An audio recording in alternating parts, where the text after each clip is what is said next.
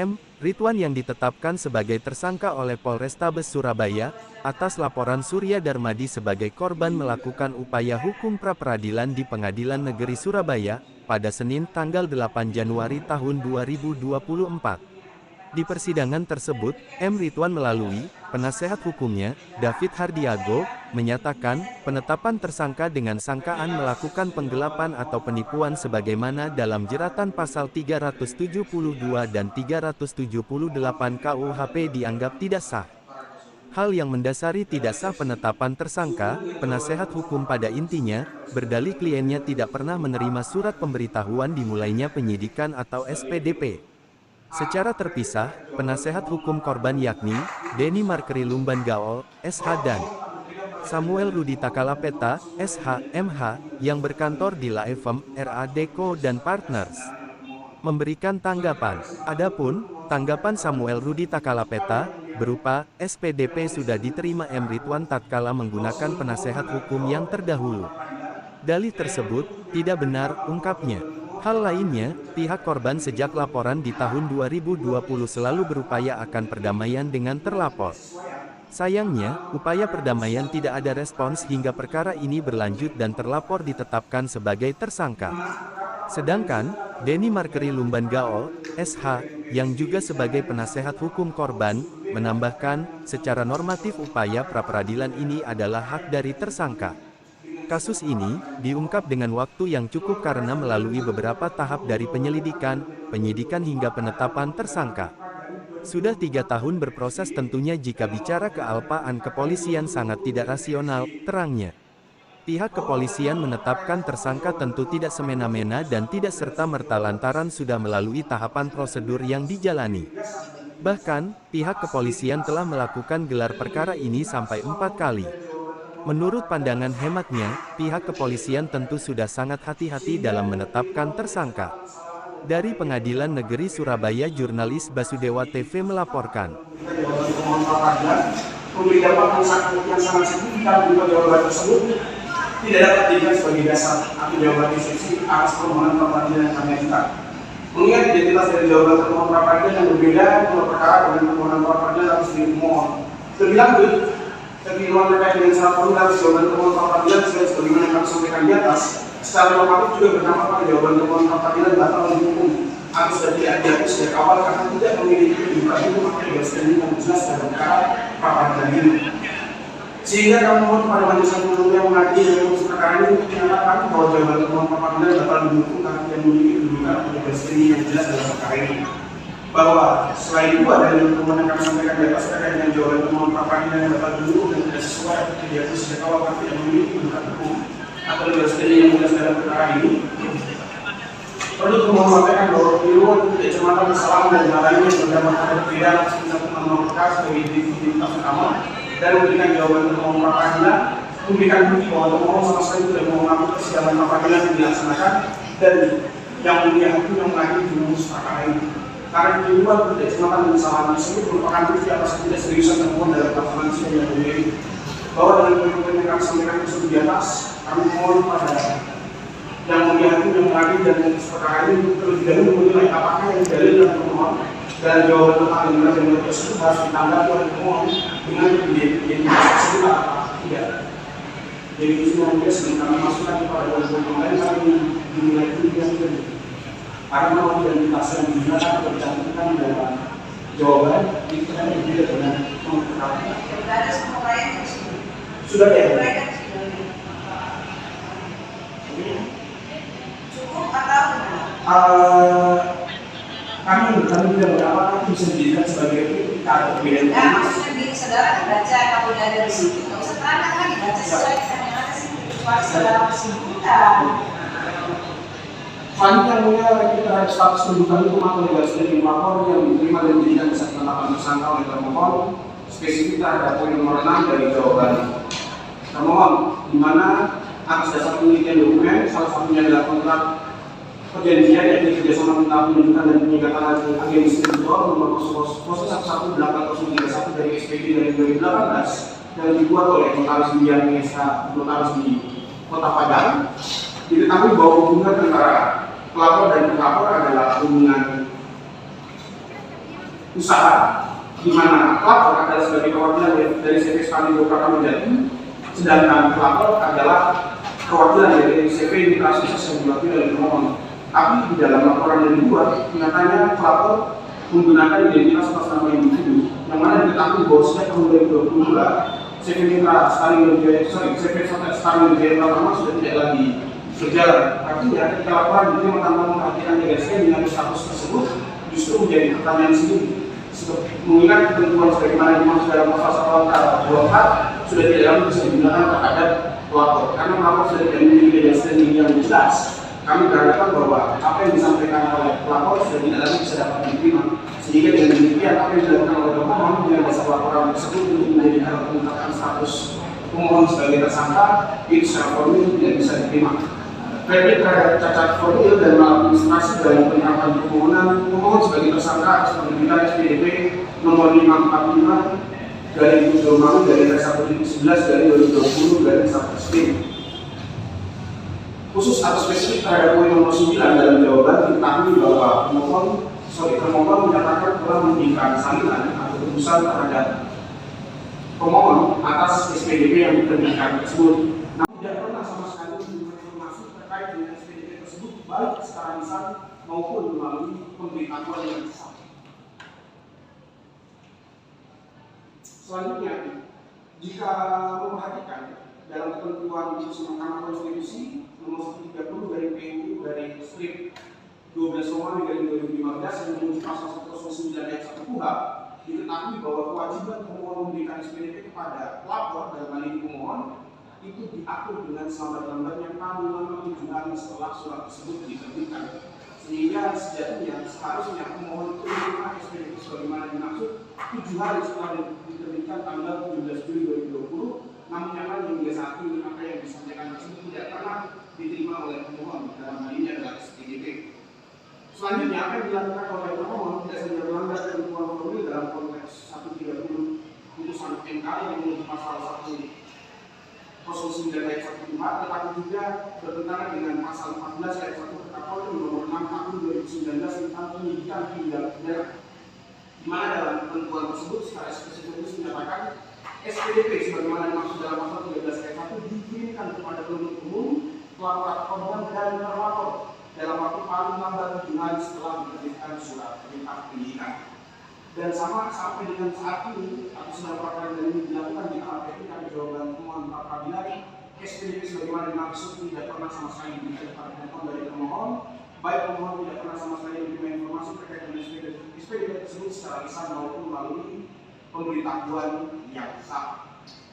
Adalah isi jawaban pemohon pra peradilan memohon keterangan dan penjelasan tidak benar atau palsu, spesifik pada poin nomor 9, 12 dan 13 yang menyatakan bahwa telah mengirimkan SPDP atau pemanggilan kepada tersangka yang diterima oleh tersangka dan bersesuaian dengan ketentuan KUHP. Nyatanya, kami memiliki bukti yang akan dilampirkan di P24, P25, P26 dan P27. Termohon tidak pernah sama sekali melakukan tindakan sebagaimana yang dimaksud. Sehingga yang mulia atas dasar beberapa poin-poin utama tersebut, kami penasihat hukum dari pelapor dengan ini mohon kepada yang mulia yang menghadiri perkara ini untuk satu,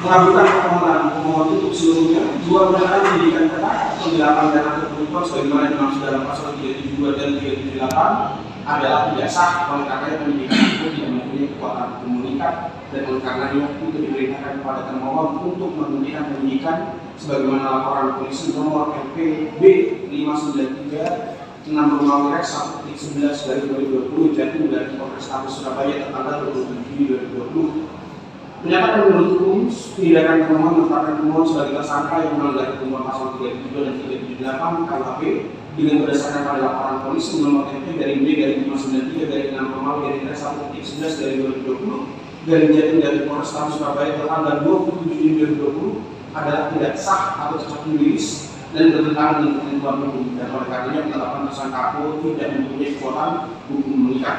4, menyatakan tidak sah segala keputusan dan penetapan yang dikeluarkan lebih lanjut oleh pemohon yang berkaitan dengan penetapan tersangka terhadap milik pemohon. Atau apabila Hakim yang mulia pada lembaga pra-peradilan ini putusan yang atau berpendapat lain, kami mohon putusan menurut peradilan dengan saat ini. Surabaya, 8 Januari 2024, memakan. Terima kasih. Ya. Kita besok ya. Iya. Kita berusia 25 ya. Baik, diberikan kesempatan kepada termohon mengajukan replik sidang pada hari ini. Ya, sidang pada hari ini kita akan kembali pada besok hari Selasa tanggal 9. Dan pagi ya, jam sama jam 9 ya. Dari Polrestabes yang lagi siapa yang Pak Sam? Muhammad Nur Syafruddin. Nomor 5 ya. Muhammad Nur Syafruddin. Iya, nomor 5. Nomor 5 ya. Siap.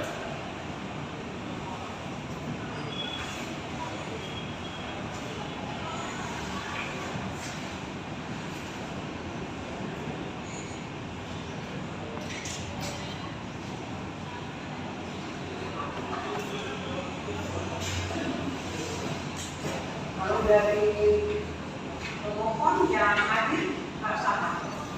Kami berdua yang Dr. Sulistyo itu dalam saat ini sementara untuk Maksudnya namanya? David Adiago dan David Adiago dan Dodo Wiradana. Dodo ya. Iya. Dodo yang mana? Dan Saudara? David. David. Ya. Ada yang mau disampaikan? Sebelum saya tutup. Cukup? Cukup. Lagi-lagi pada besok gimana cara itu ya? Sudah telah selesai. Ya, Mas bisa disampaikan sedikit terkait jawaban replik tadi ya?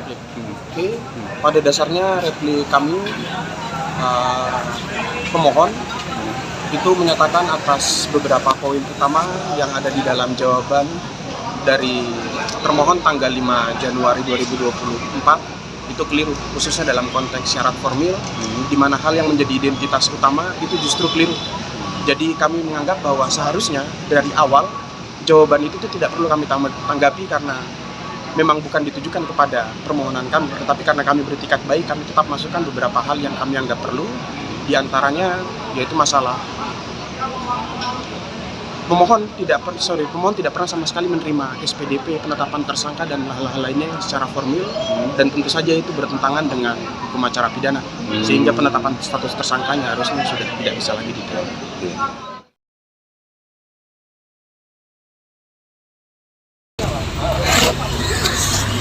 Kita bantahan terkait dengan SPDP. Ya. Kalau SPDP itu dari awal sejak komunikasi dengan penyidik atas Pak Putu itu sudah jelas, karena yang bersangkutan atau terlapor atau masuk dalam tersangka ini si Ridwan sudah mendapatkan SPDP di pertama, yaitu pengiriman secara langsung yang diterima oleh lawyernya atas nama Pak Endang.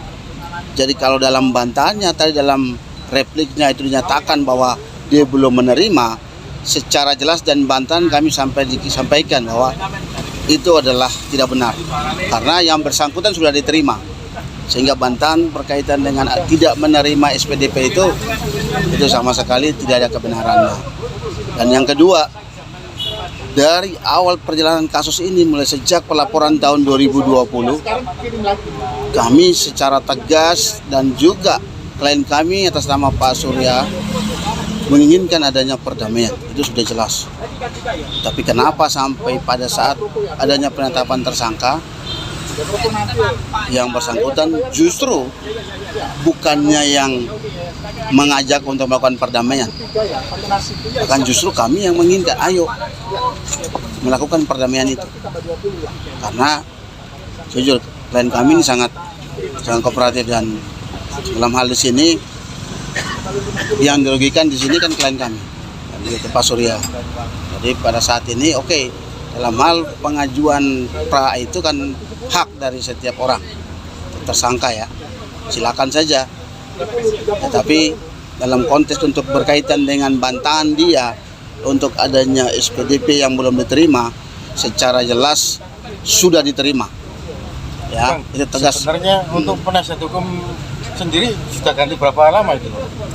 Jadi kalau dari si lawan ini atau si tersangka ini pengacara yang keempat yang kami tahu. Karena dari awal pertama kali ketemu di Polrestabes tiba-tiba berubah lagi. Ganti bang. Ya. Jadi yang pengacara yang kedua yang kami tahu itulah yang komunikasi dengan penyidik, yaitu Pak Putu, dan SPDP sudah diterima. Jadi bantahan itu sangat jelas. Info yang terbaru dari pihak kepolisian kan ada resi ya bang? Ada resi. Dari bukti pengiriman semua akan dibuktikan pada pembuktian, pada jawaban pembuktian. Ya, dan akan jelas, akan digambarkan. Oke. Ya, mungkin nanti ada tambahan dari Pak Denny. Tambahannya mungkin kita berbicara normatifnya praper aja lah ya. Secara normatifnya pra peradilan itu emang diatur dalam KUHP sih, berkenaan dengan hak daripada tersangka. Namun perlu diketahui bahwasanya berapa lama kasus ini sudah diungkap, mulai dari tahap penyelidikan sampai pada tahap penyidikan sampai penetapan tersangka. Dan kami sendiri ini sudah masuk ke tahun ketiga, berarti sudah 3 tahun penyidikan atau penyelidikan ini berlangsung. Tentunya kalau kita berbicara ada kealpaan daripada ke pihak kepolisian, itu sangat-sangat tidak rasional ya. Kenapa saya berani bilang tidak rasional? Karena dalam hal ini pihak instansi kepolisian sendiri tentu dalam melakukan penyidikan maupun penyelidikan tidak semena-mena dan tidak serta-merta. Tentu ada prosedur-prosedur yang sudah harus dijalani. Bahkan tadi sempat kita berdiskusi dengan pihak kepolisian sendiri, gelar ini sendiri pun juga dilangsungkan selama 4 kali. Tentu kita pun berpendapat secara hemat kami, kalau memang sudah dilakukan 4 kali gelar, tentunya kan berarti secara hati-hati pihak kepolisian melakukan penetapan tersangka. Kalau memang ada hal-hal yang keliru dari pihak yang diasumsikan dari pihak si ini ya, teradu ya, dalam hal praper ini, kelirunya di bidang mana? Nah, ini perlu tanda tanya. Nah, untuk itu kami pun juga selaku tim kuasa hukum daripada klien kami, Bapak Surya, kami meminta kepada Ketua Pengadilan Negeri Surabaya untuk memberikan atensinya terkait pra-peradilan ini. Begitu juga kepada Bapak Kapolri, selanjutnya juga kepada Bapak Kejari untuk memberikan respon yang baik terkait kasus ini. Karena jujur klien kami di sini pun juga sangat dirugikan, baik secara material maupun imaterialnya. Baik dari segi moralitas pun juga dirugikan. Karena apa? Sudah sering kali kami dari tim kuasa hukum memberikan penyampaian kepada si teradu, namun teradu ini tidak merespon dengan baik. Inilah yang dinamakan itikat baik.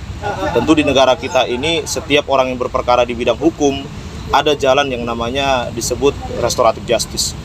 Tentu kita pahami restoratif justice ini diadakan di negara ini untuk mengurangi atau memberikan jalan terbaik dari orang yang berperkara, baik orang si terlapor maupun si pelapor. Nah, tentunya mungkin dari saran kami seperti itu, sudah sih cukup lah ya. Itu saja.